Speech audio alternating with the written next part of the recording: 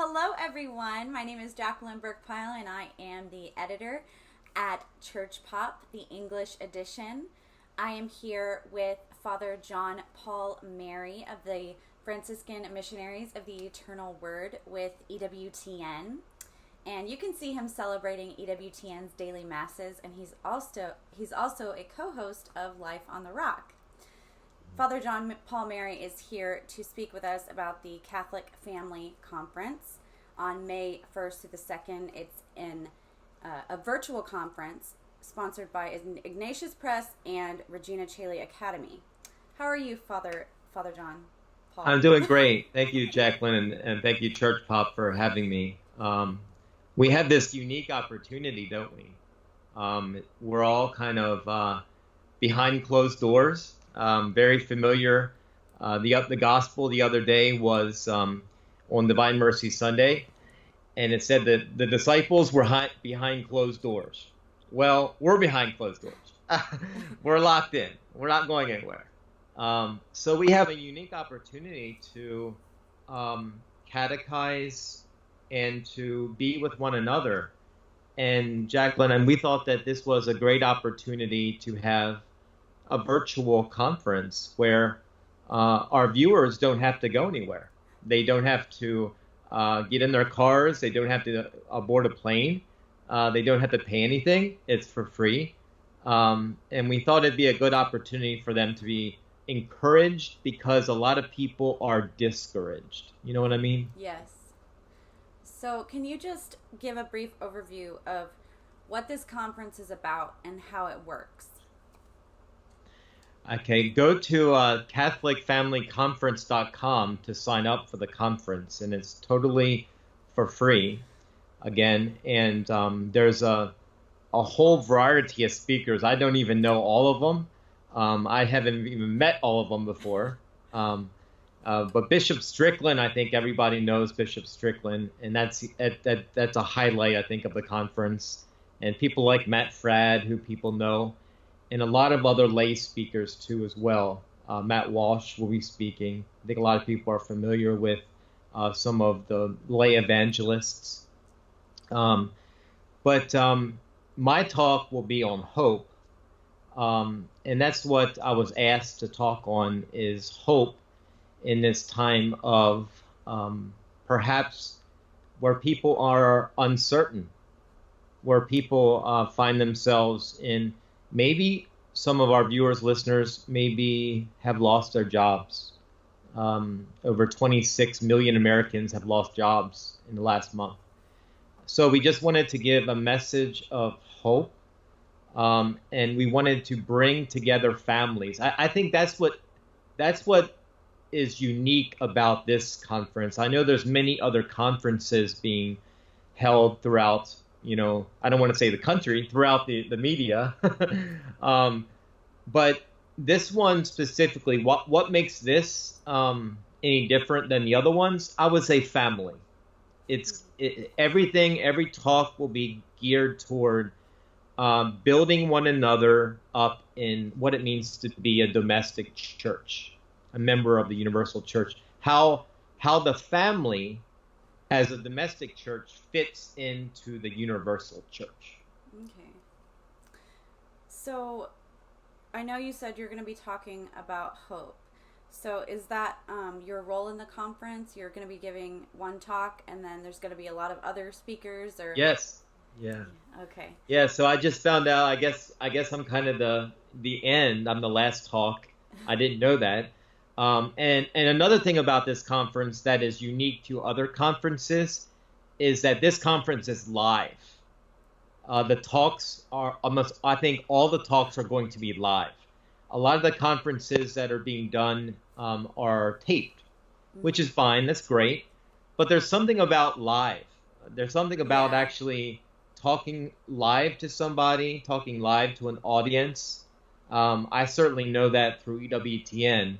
There is something different about doing a live production versus me doing something that I know that's going to be taped, that I know I might mess up on, and I don't know. I think that's what is unique about it. First, that it's about the family, and then it's live. How do you think this conference can help people during this time of pandemic? Well, I think it can help people in so many ways. First of all, it can help people bringing them together as a family. I think so many families today, they can be disjointed, and they can live within their house and be under one roof, but not be united. Mm-hmm. So the one thing is to bring the spouses together, to bring their children together.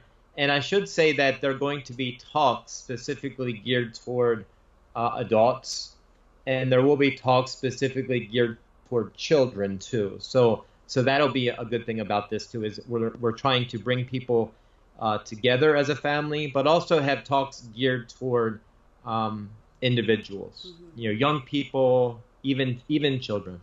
So what ages of children do you know? Like little children or? I don't. You don't? Okay, well, I guess I'll have to find that out then. Okay. Okay, so why would you encourage families to attend? I just want to encourage them to attend because we all need to be built up, Jacqueline. I think, even as a religious, I live in community, and I love living in community, and I'm built up by my community, and I live next to a global Catholic television network in my backyard, so I get to see people all the time. But that being said, I think I'm a bit stir crazy right now. I need to get out, just even if it were for a ride, a drive. And I think that hopefully this conference will be a chance to pray together. I know there's going to be Mass together. Hopefully it's a time for us to pray together and to learn together, to come together around. And it's during the month of May, I should say. It's a month where the church focuses in on Mary. And I'm still developing my talk now. So it's on Christian, the virtue of hope, the theological virtue of hope. And in the Hail Holy Queen, we call Mary our life, our sweetness, and our hope. So I wanted to somehow center it around hope, because hope is a lot different than being an optimist. Optimism is a natural virtue. It's a good thing to be an optimist. But hope, there's a big difference between optimism and hope. So that's what I want to address in my talk, is the difference between the two. Okay. Well, that's wonderful. I'm sure it will help a lot of people. So for families like myself with young children, how would you encourage them to attend without distractions, if that's even possible? Sure. It is not possible. Jacqueline, I'm a realist. I grew up around family. My aunt and uncle have 14 children. I am one of 27 grandchildren. So all of my friends have big families, 10, 8, 6. There's please, with families that are thinking about attending, you don't have to have your children sitting in a chair perfectly still, not talking. That's not real. That's just not reality. If anybody prays, anybody that has a family that prays knows that there's always going to be somebody getting up and running around. So we're not going to be able to see, what's going on. At least I won't. I won't be paying attention to that. But even that being said, Jacqueline, even when I preach when I go out to a parish and preach, when I see children rustling, when I see babies, when I hear babies crying, that's life. That's real life. And that doesn't bother me. To me, it's actually like a symphony. I hear one baby crying, and then another baby start crying, and then another baby start crying. It's like, I feel like a conductor up there, conducting a symphony. Sometimes, and I'm joking, but there's nothing wrong with a little bit of rustling around. And I would say in this period of time where families are at home and they're watching Mass, you want to try and be reverent, I guess, on online Mass as much as you can. But I had another friend of mine who Debbie Calden, and she really is taking this as an opportunity to, she's a 3-year-old, and she's trying to tell her 3-year-old, okay, what's going on at Mass now? Because at a normal Mass, you wouldn't be able to catechize and to say, well, this is what's going on. This is what's going on now. Maybe now is a time where families can kind of say, okay, this is what's going on. This is the Gloria. This is the liturgy of the Word. This is the homily, the time for the priest to explain the Scriptures. This is the Eucharistic prayer. This is the Our Father and such. So I think it can be used as a time of catechesis. I think we need to take full advantage of this time.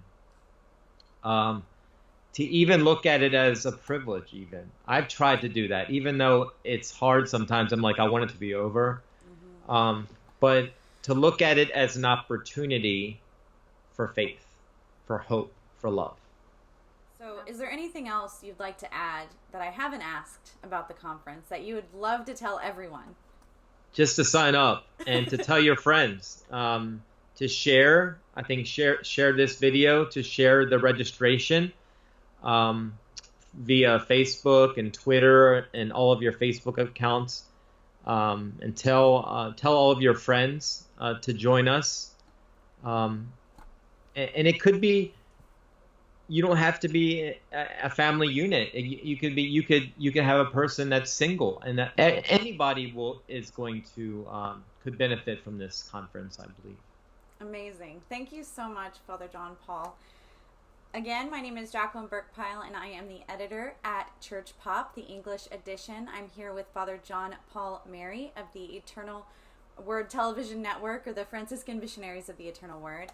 And he is talking about the Catholic Family Conference, the upcoming Catholic Conference that we'll be doing virtually. So you can register for free at catholicfamilyconference.com/register. Thank you so much, Father John Paul Mary.